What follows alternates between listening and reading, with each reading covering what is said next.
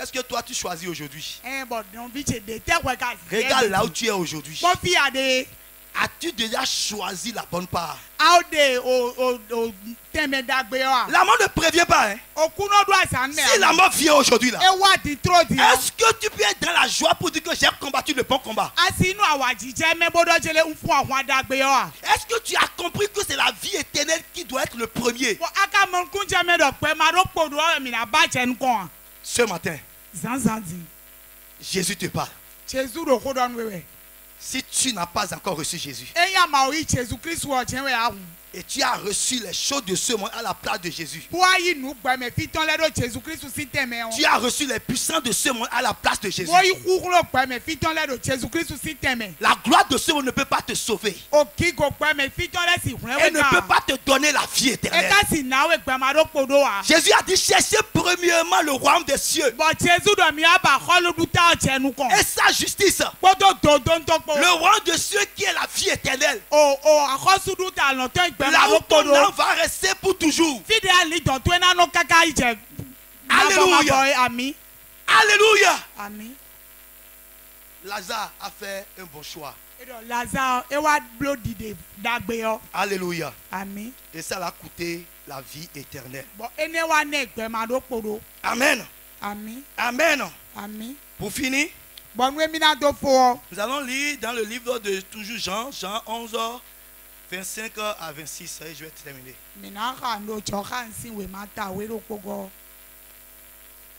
Un jour, tu vas laisser toutes ces choses-là.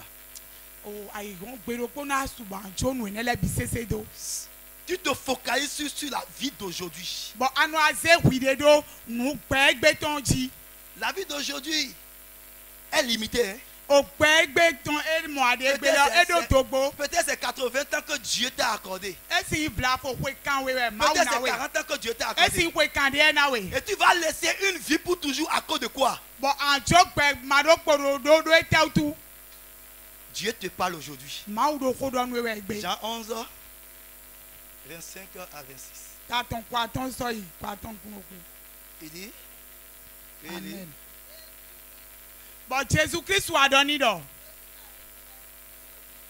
Jésus lui dit que je suis la résurrection et la vie.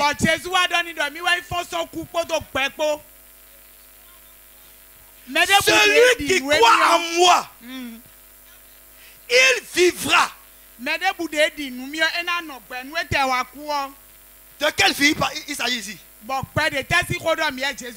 La vie pour toujours. Il dit je suis la résurrection et la vie.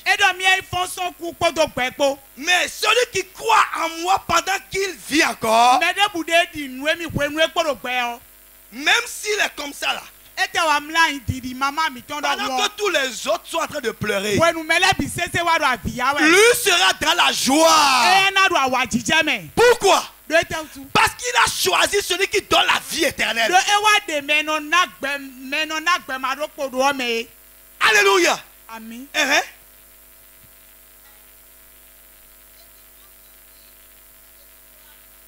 Et quiconque vit et croit en moi, pardon, il ne mourra jamais.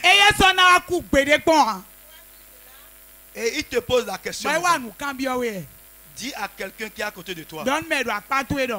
Tu crois à cela?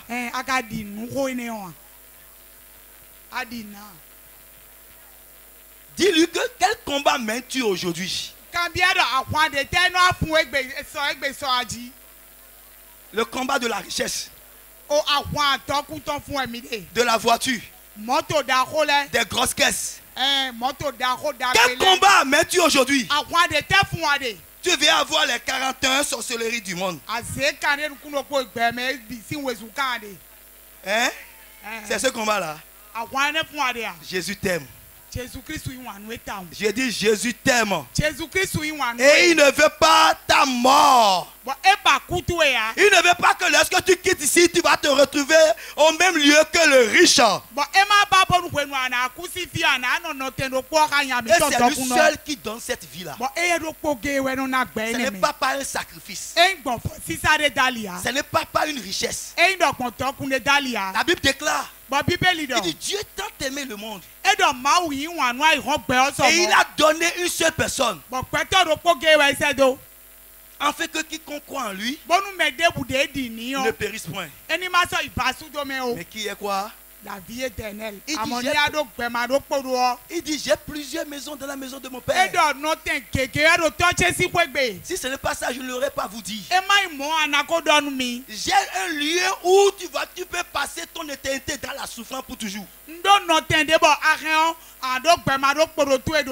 un autre lieu où tu peux passer ton éternité dans le bonheur, la paix pour toujours.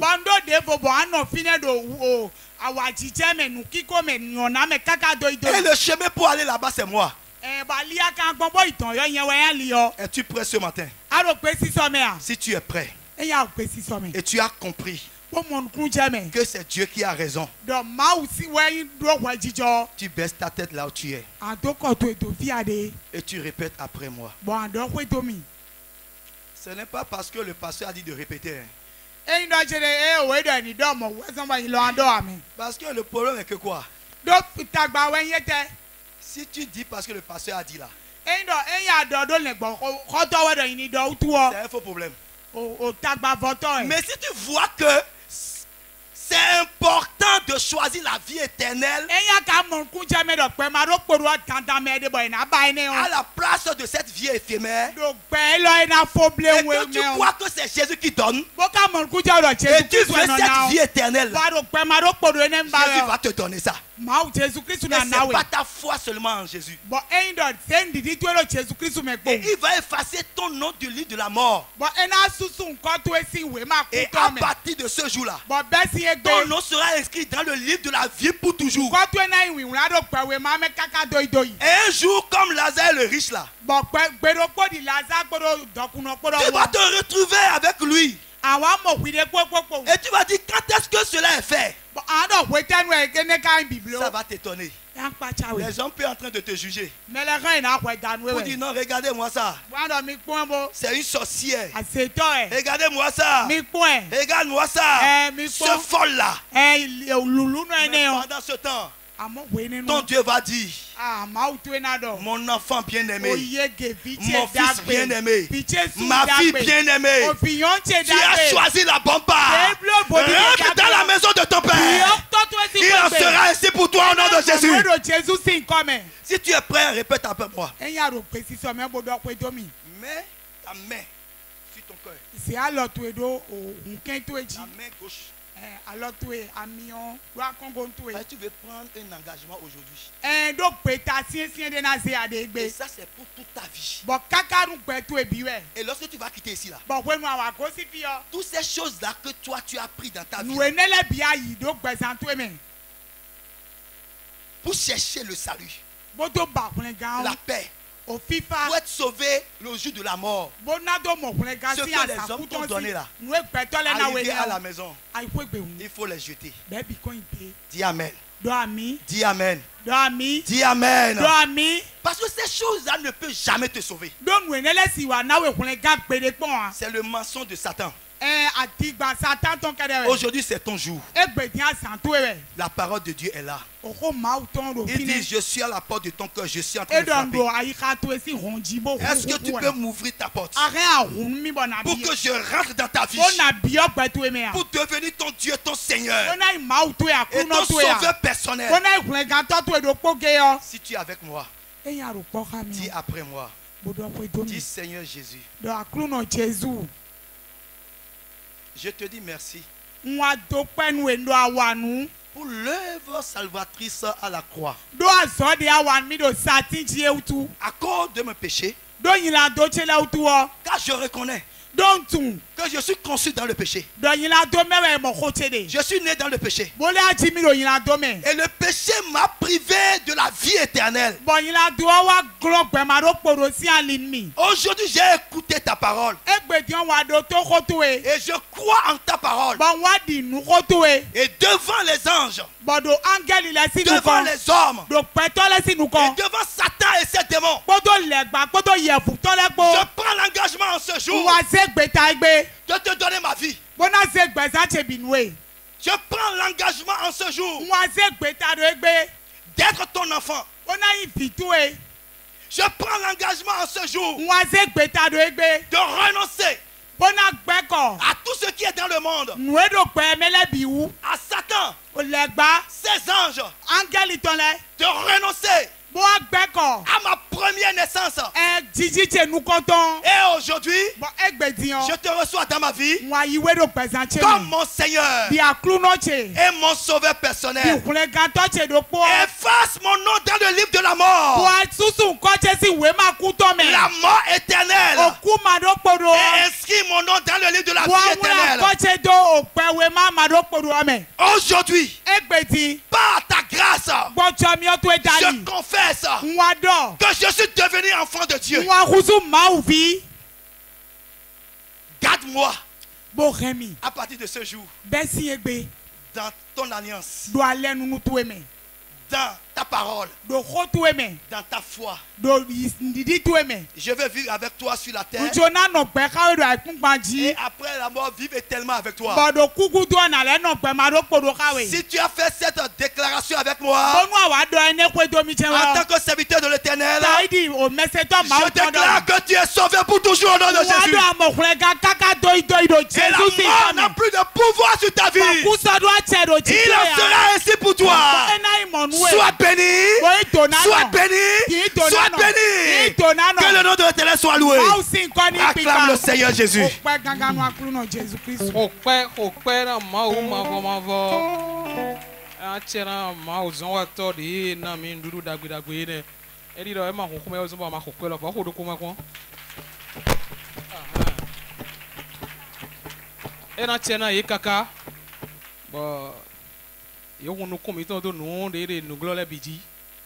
Bon, mito dina zekbeta de jiro mi adisia imide ke amion ina yoe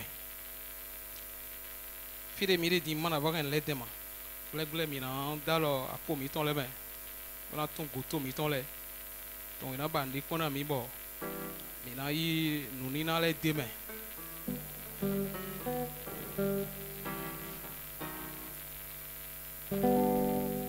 Alléluia. Alléluia. Et Dieu va jamais on a dit à fond nous na se ni na ton poko me ko bo atoro ku no so pegbe.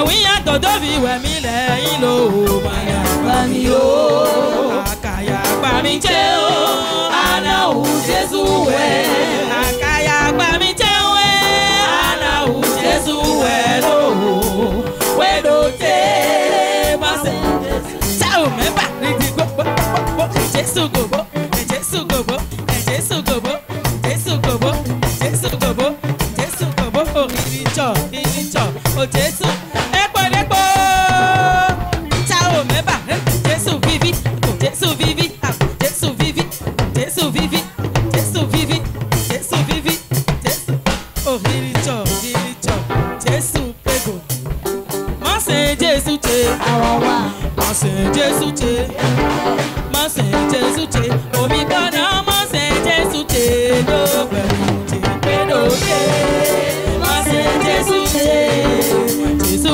fi wẹ̀ mí lẹ̀ máyà gbà mí o Jésù fi wẹ̀ mí lẹ̀ máyà gbà mí o àwíyá tòdó fi wẹ̀ mí lẹ́yìn lò máyà gbà mí o àkàyà gbà mí jẹ́ o anáwó Jésù wẹ̀ àkàyà gbà mí jẹ́ o anáwó Jésù wẹ̀ o pẹ̀lú yé má ṣe Jésù tẹ̀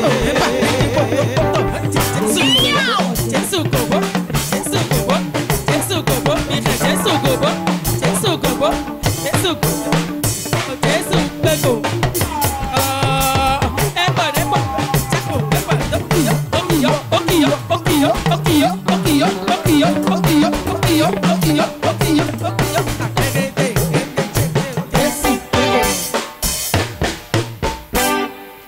era tiena do kuropo mi me bito miro fenea miro yi glegle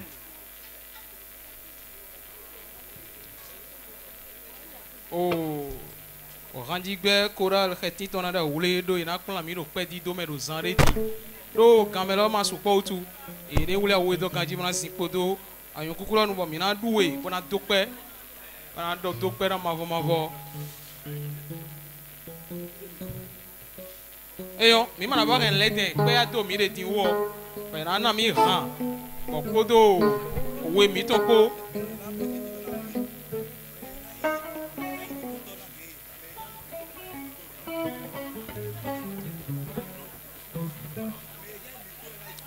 mi do vile bida vile bi pe na igodo to ko we po me ma duwe na do we ne aso re so mi ne do vi we no di me jito ka mo e vi we no di me jito makabi don mi amo me bi de godo don ba ina de we du me ma du we na do we ne e ma se kan na se ko ji de se kan na bi o we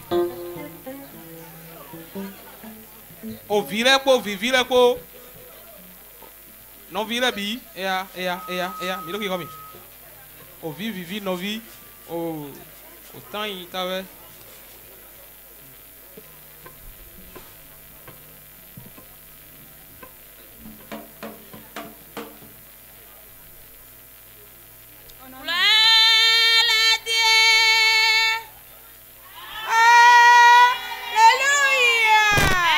mi me bina je kodo na e ina je kodo siko kona to kona jiyo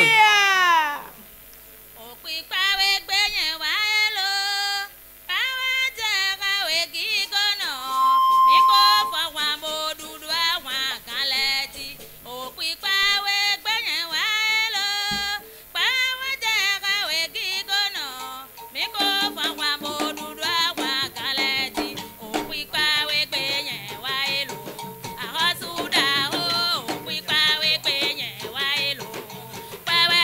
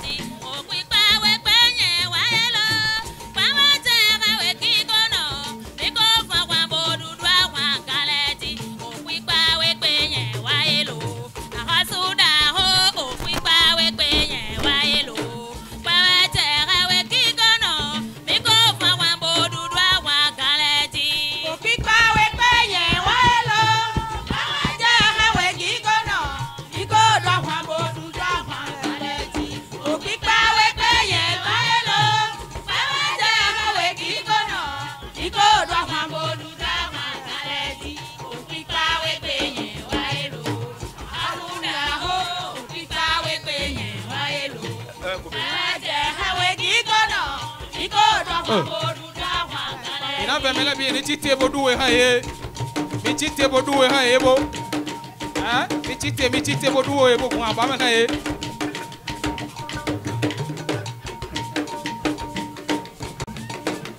aha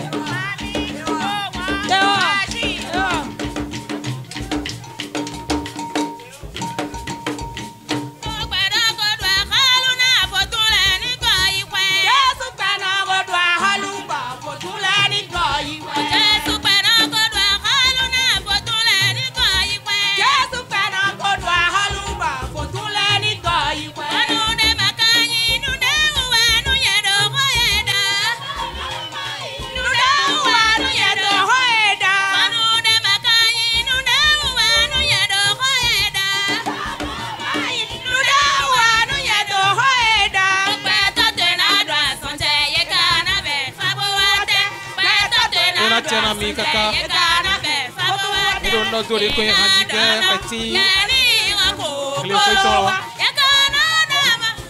Era tiana mi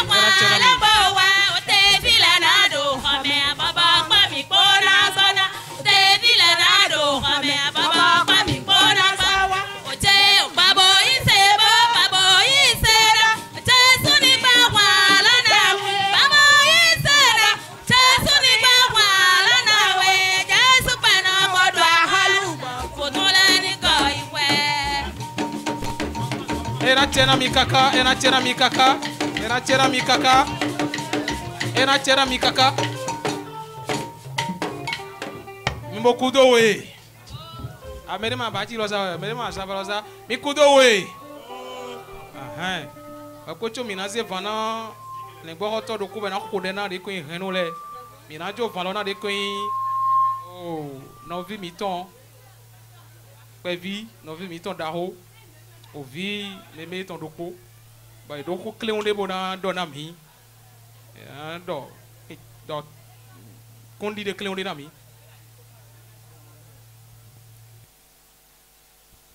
Alléluia Alléluia Alléluia assez de con et Jésus est assez de combo diremi moya jakalina wa assez de combo diremi me moya moya lónìí mi jẹ́ àsídàgbé yé náà gbọ̀n kankan yẹn lọ kí ló ní ìnù àsídé kí ló yẹ máa ti yọ àlẹ́ àgbọ̀n àlẹ́ kó àgbọ̀n tó mẹ́mọ́ yẹn lọ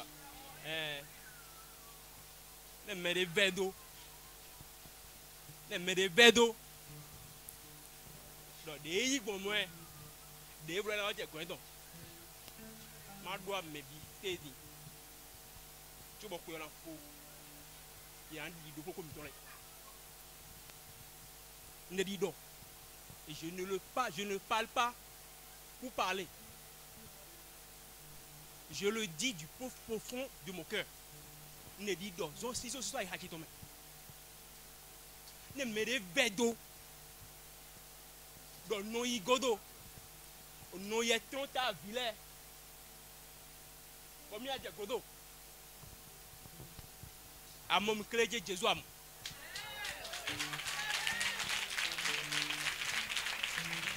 ni à mon cléje Jésus yam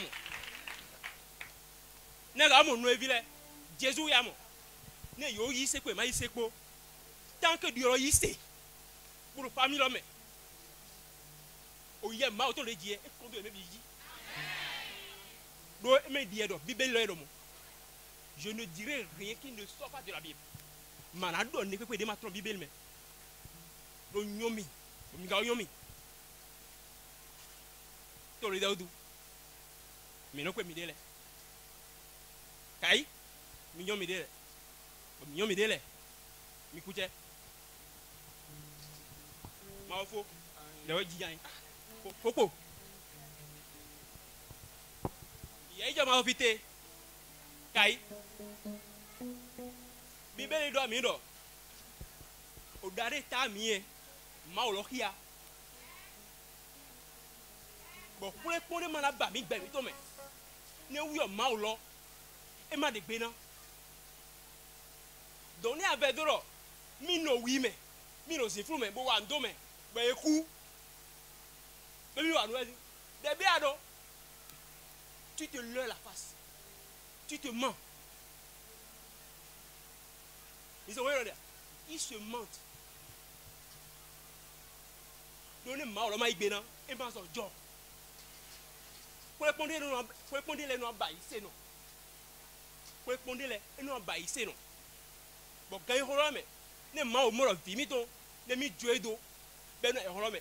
Et na diagodomi. Et non de gbemno yi. Ouais bon non de jimie. Mais les gens vedromi wande do milewi. Oui, non des filles. Agbada de filles nouveau. Agbada mi le mi mayan yin lido. Mene ho beto kan so e mati. Foi foto nous ko wi ndobo tro kheti. En 96. Mene ho beto kan so e mati. Do non vi me. Ninga odo hune jono video ne bu zaro jono mi ko. No vi village vie dans les vérifier et mon modo po bon to kododo un prix repo toi ma kwe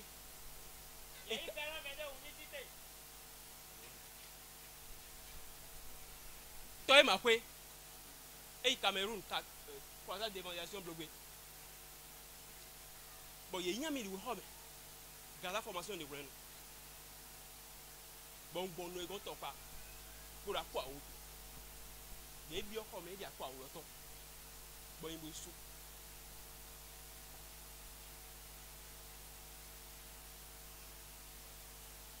Nous avons fait le pot. Du coup, nous avons vu le pot. Dans les chrétiens. Mais maman m'a dit dans nous.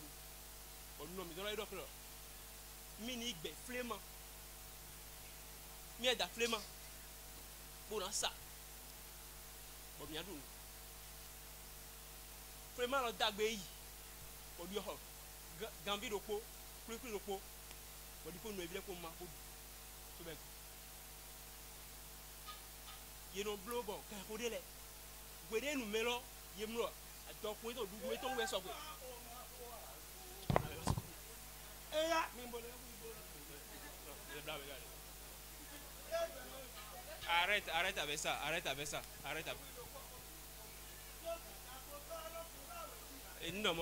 Non, ya. Non.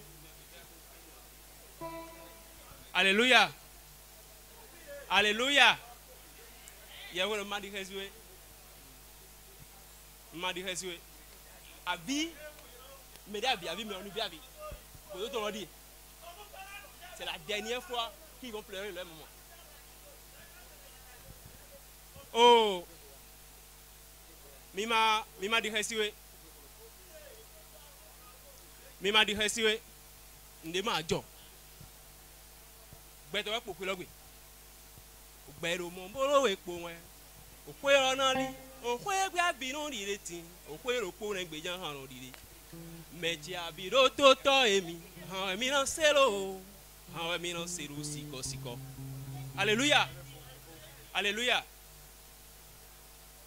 medele ma o daye bo ina ji yaro amo e ma so no te wodu moi même mais m'a dit que si oui mais c'est rien là il y a eu et sous deux dons mais le mot sous mais dons deux dons oui et sous mais là on donc il m'a dit que si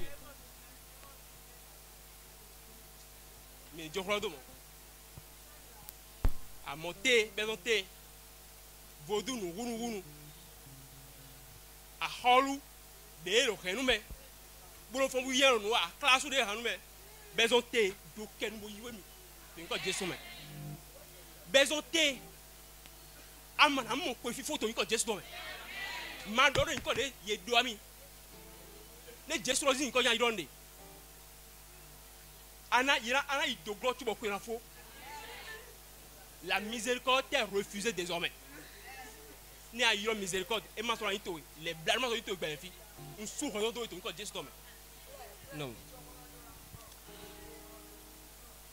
Et na tena do kroko vile biton.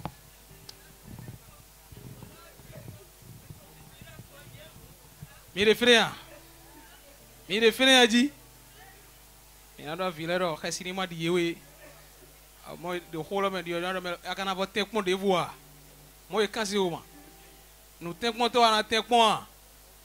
Amondo ko de yon me de mono me de ma do mele bien na ko me yon holo ya ne ate hu me de ana so a ho bo na bo kutu ego hey ajiya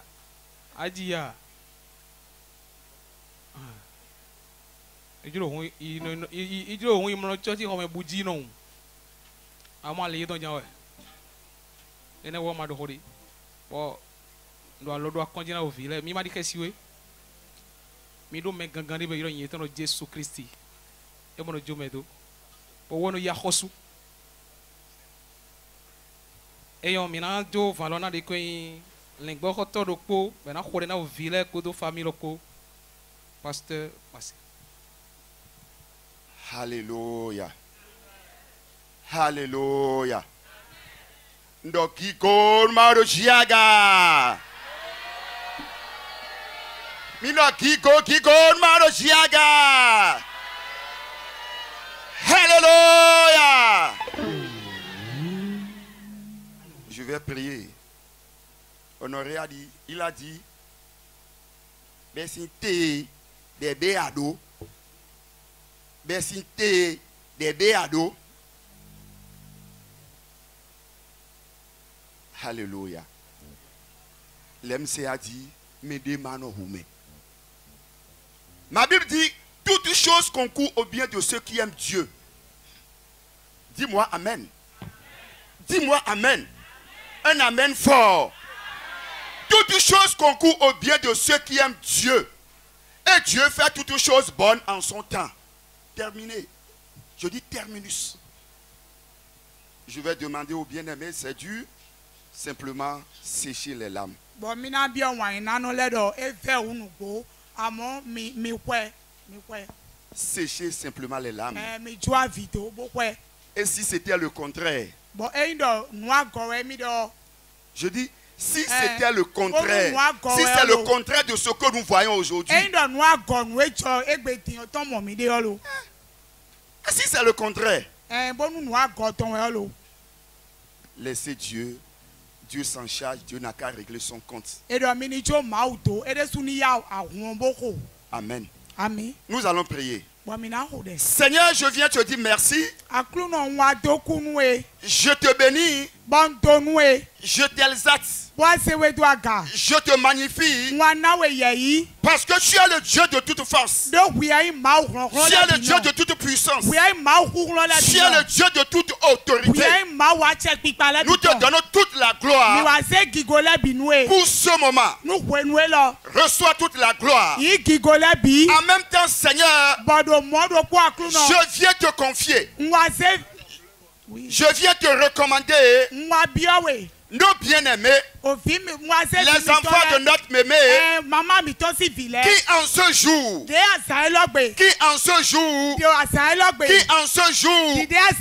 inoubliable, sont dans la, comment je vais dire, sont dans la tristesse. Mais Père, et sur les larmes. Cesse les larmes au nom de Jésus. Père, je viens te les confier. Je viens te les recommander. Parce que tu as dit dans ta parole que toi tu es bouclier. Tu es bouclier pour tous ceux qui se confient en toi. Je viens te les confier. Je viens te les recommander. Je déclare, je décrète que la main de l'Éternel, que ta main forte, ta main puissante, ta main protectrice soit sur eux au nom de Jésus. Père, en ce jour, je viens cacher. Je dis je cache, je plonge, je scelle, je viens sécuriser la vie dans le sang de Jésus, dans le sang de Jésus, dans le sang de Jésus. Je déclare que la puissance, la force qui a dans le nom et dans le sang de Jésus constitue autour d'eux une couverture, une protection, une toux forte. Au nom de Jésus, je déclare, je décrète qu'à partir de ce jour, à partir de ce jour, que tout esprit de mort subite soit détruite au nom de Jésus. Elle est renversée au nom de Jésus. Je me tiens dans le sang de Jésus. Je la neutralise maintenant. Et je déclare la vie Zoé.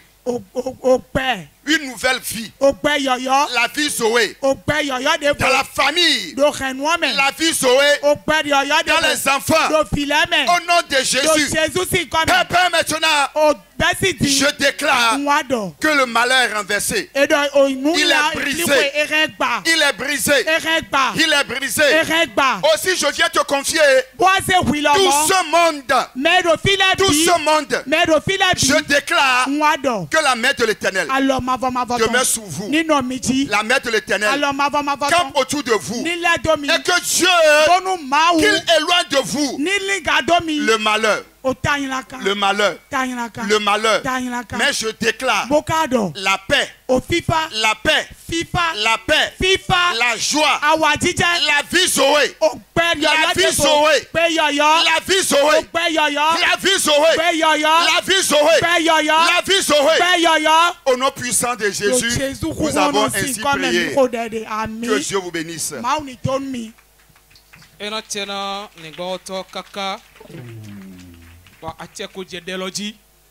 Amen. Bon, dès que vous avez une surprise, alléluia. Ton zandé de menace mérésin pe. Et tom il ton de bouibomé. Et tom il ton de agbasa, mais pépé na mi, et grand-papa na mi. Ton menace pe ton zandé de mina kenudo. Mina do hogoro podidian et tata. Miro que si somea. Et ma do hori medio hona yi.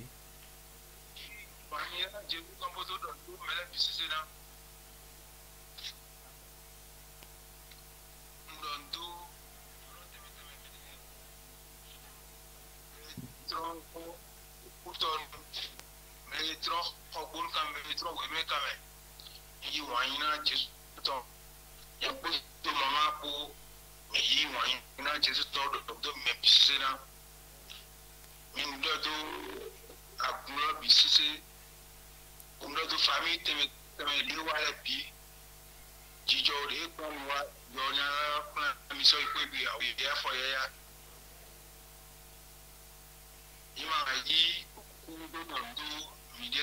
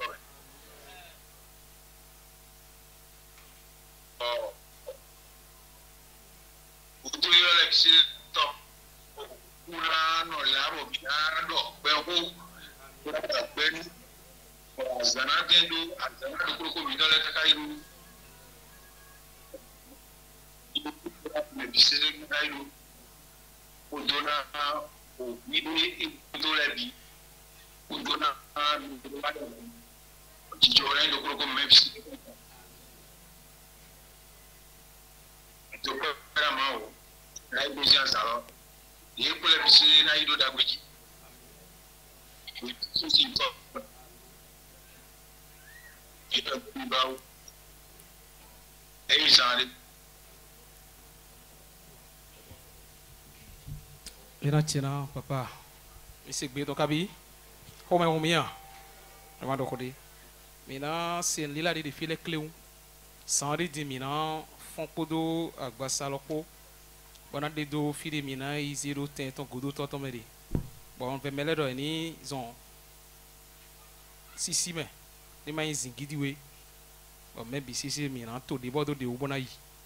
Nemi ino don bo leko wale iro mele bi leko zo don weni wa sianyi do batisa be na je juno iton le yiji isi holo ton lila we de file yelene e na jo vala na de koin me di se apot ke nombo ina khode ko do ton ami bona klita na de koin tito yolo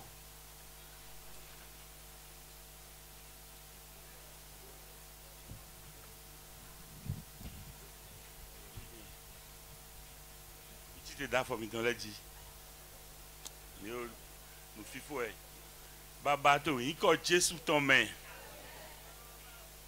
baba do yin ko Jésus Christ Nazareth ton main auto mangle macha a hol ki gono chewe ki gojeha chewe ye jeha wa kwa na ye midi okuno dike wo to ni da ocho mero kuropo de mi anu fik mo kabo ile okuno ki go tori so ahia mi cheche bon le bini do grandi di de begbon ni le fogbon mo mafo mi ayino agbegbe le bi do kajo to me o ganyin la kare pepe de me na de mi asedo mede okuno gani goruna gano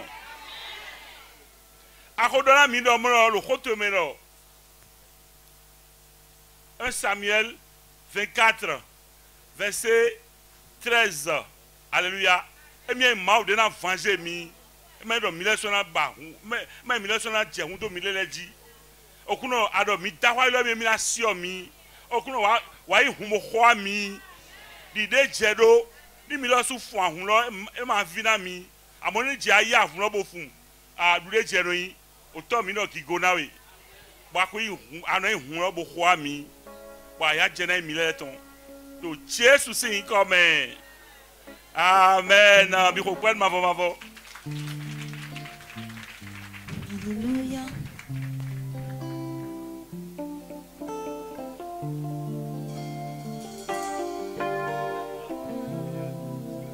Ìjọba ọ̀run lèrè onígbàgbọ́.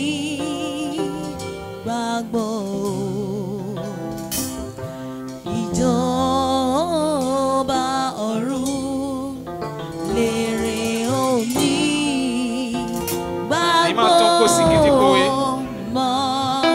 Toko Titoko. Baba, Mumide, Leo, Mange Kuna.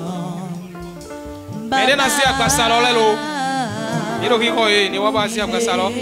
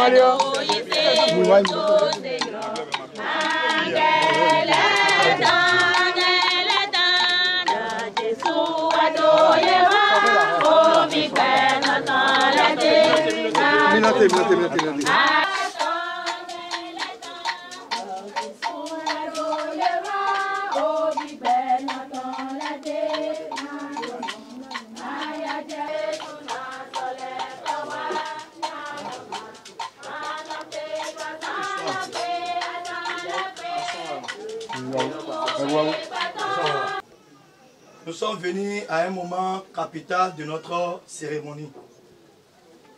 Et ce moment nous interpelle tous. Car la vie ne finit pas dans ce monde visible.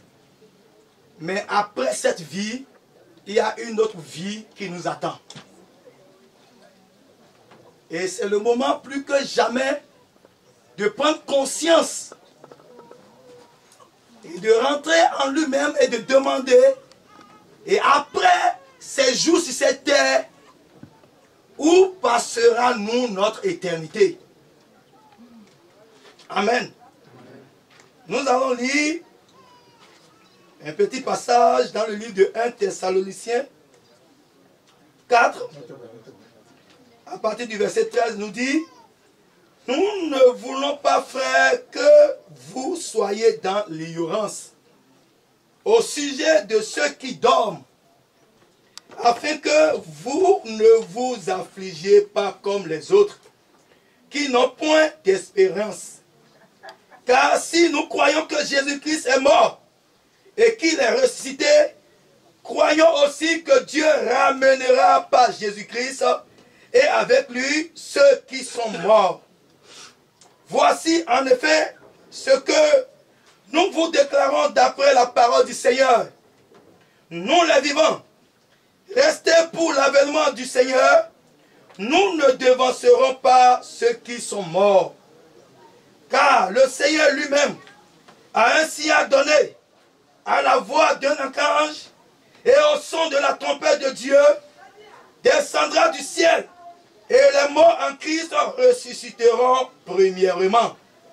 Ensuite, nous les vivants, qui serons restés, nous serons tous ensemble enlevés avec eux sur des nuées à la rencontre du Seigneur dans les airs, et ainsi nous serons toujours avec le Seigneur. Verset 18. Consolez-vous donc les uns les autres par ces paroles. Que l'Éternel bénisse sa parole. Amen. Donc, notre expérience dans cette vie ne finit pas ici.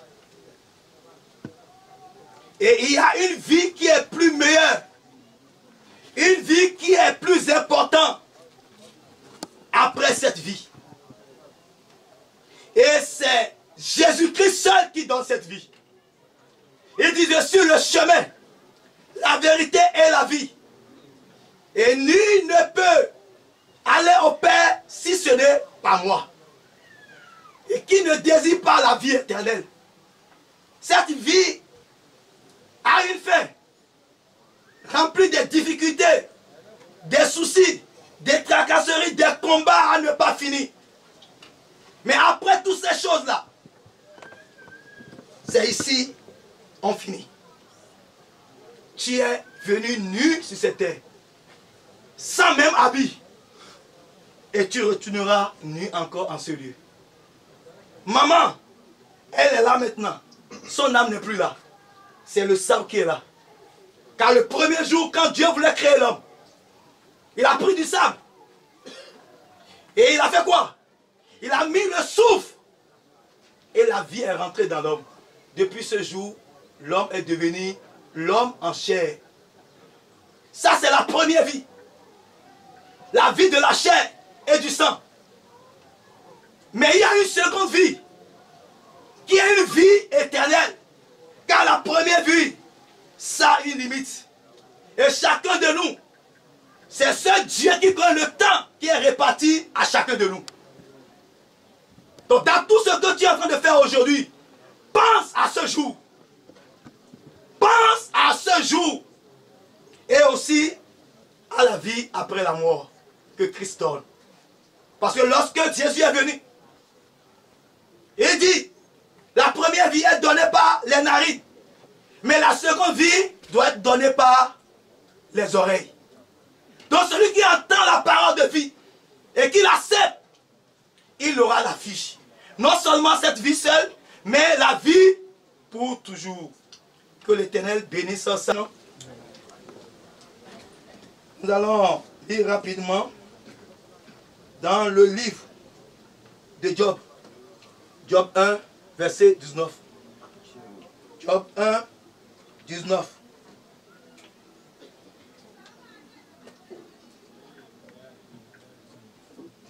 Job 1, 19.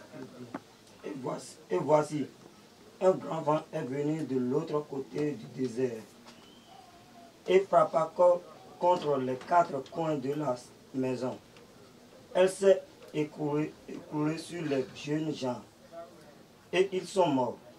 Et je me suis échappé moi seul, pourtant apporter la nouvelle.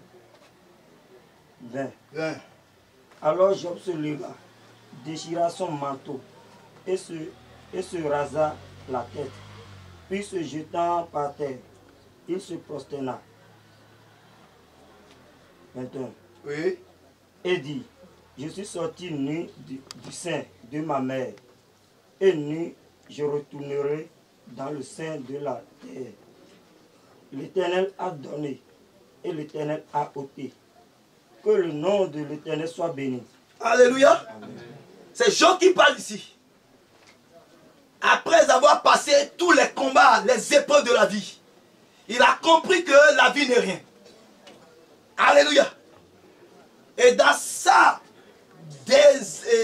désespoir, Job pourrait dire, il dit, je suis sorti nu du sein de ma mère. Et nu, je retournerai dans le sein de la terre. L'Éternel a donné, l'Éternel a ôté. Que le nom de l'Éternel soit béni. Alléluia. Nous sommes venus nus et nous retournerons nus. Amen. Amen. Nous sommes venus nus, nous retournerons nus. Genèse 3, 19.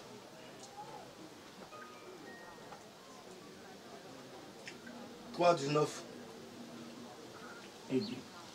C'est à la sueur de ton visage que tu mangeras du pain, jusqu'à ce que tu retournes dans la terre d'où tu as été pris, car tu es poussière, et tu retourneras dans la poussière. Amen. Amen. Genèse nous dit quoi? C'est à la sueur de ton visage que tu mangeras du pain, jusqu'à ce que tu retournes dans la terre d'où tu as été pris, car tu es poussière et tu retourneras dans la poussière. Que l'Éternel bénisse sa parole. Que le nom de l'Éternel soit béni. Elle est poussière. Elle retournera poussière. Il n'y a aucune...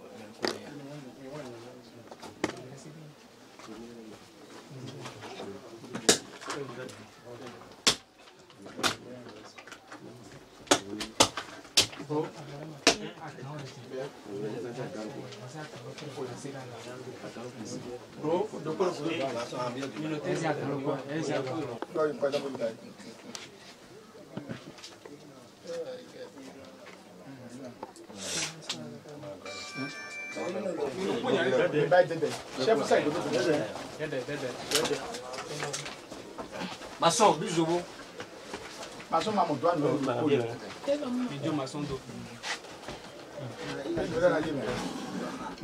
Maçon, retournez ça d'abord. C'est Yagame, quoi. Mais c'est Yagame. Ça peut pas aller. Allez, bon, tu vois, il y a un conseil.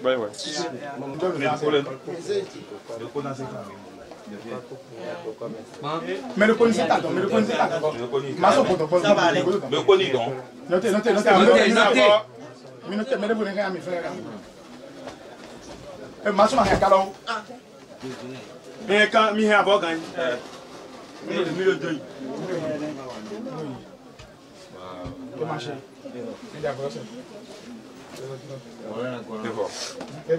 C'est bec de din. On va voir, tiens. Oui.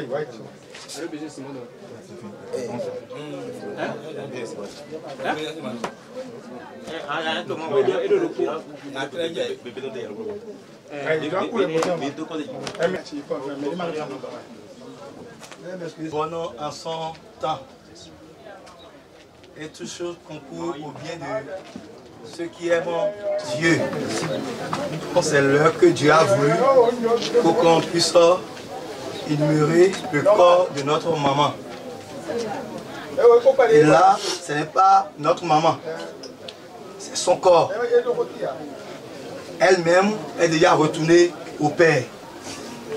Et la Bible nous dit, c'est à la sueur de ton visage que tu mangeras du pain jusqu'à ce que tu retournes dans la terre d'où tu as été pris.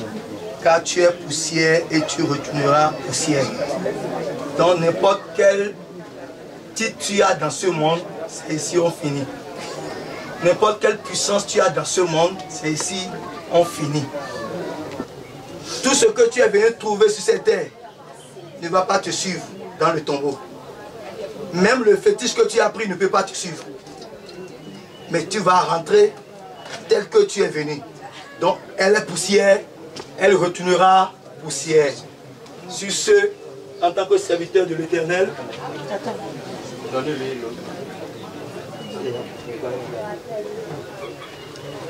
en tant que serviteur de l'Éternel,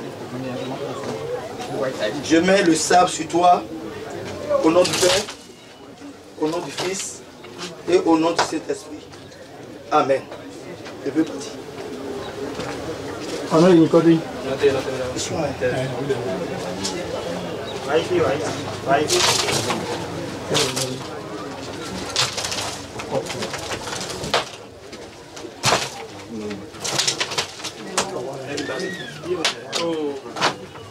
Julien.